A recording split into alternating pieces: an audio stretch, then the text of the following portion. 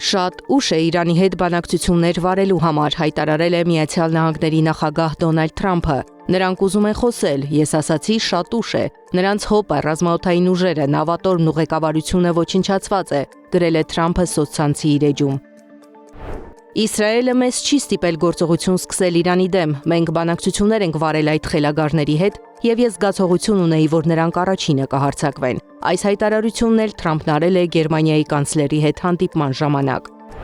Իր հերթին Իսրայելի բանակը Թեհրանում ենթակառուցվածքային օբյեկտներին ուղղված հարվածների մեծ ալիք է սկսել։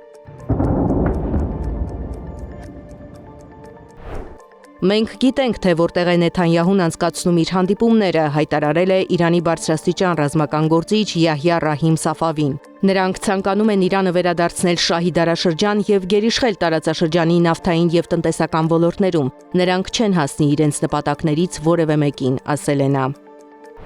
Իսրայելի վարչապետ Բենյամին Նեթանյահուն էլ հայտարարել է, որ Իրանի դեմ պատերազմը տարիներ չի տևի։ Այն կարող է արագ եւ վճռորոշ լինել, այն կարող է որոշ ժամանակ պահանջել, սակայն տարիներ չի տևի։ Սա անվերջ պատերազմ չէ, Fox News-ին ասել է Նեթանյահուն։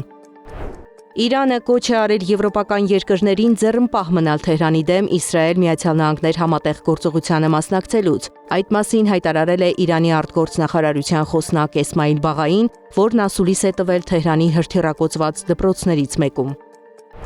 Ստեղծված վիճակին արձագանքել է Ֆրանսիայի նախագահ Էմանուել Մակրոնը, որը հայտարարել է, որ այս ամենի հիմնական պատասխանատվությունը կրում է Իրանը։ Իրանն է, որ մշակել է վտանգավոր միջուկային ծրագիր ու ստեղծել բացառիկ բալիստիկ միջոցներ, նաև զինել ու ֆինանսավորել ահաբեկչական խմբավորումներ հարևան երկրներում։ Չնայած դրան, նա նշել է, որ Միացյալ Նահանգների եւ Իսրայելի գործողությունները դուրս են միջազգային իրավունքի շրջանակից։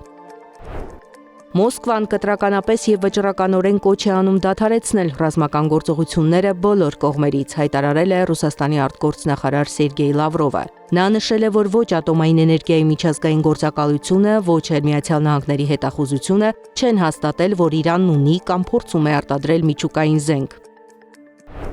Մելանիա Թրամփը նախագահել է ՄԱԿ-ի անվտանգության խորհրդի նիստում, որը նվիրված է եղել հակամարտությունների ժամանակ երեխաների պաշտպանությանը։ Նիստն անցկացվել է Իրանի դեմ ամերիկա-իսրայելական ռազմական գործողությունների ֆոնին։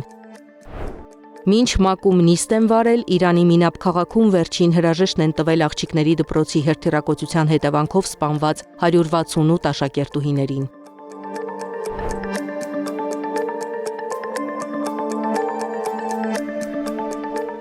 Իրանի կառավարությունն էլ հրապարակել է տեսանյութ Թեհրանի տեսարժանվայր համարվող Գոլեստանի պալատից, որը վնասվել է ամերիկա-իսրայելական հարվածների հետևանքով։ Նշենք, որ Գոլեստանի պալատը ՅՈՒՆԵՍԿՕ-ի համաշխարհային ժառանգության ցանկում է ներառված։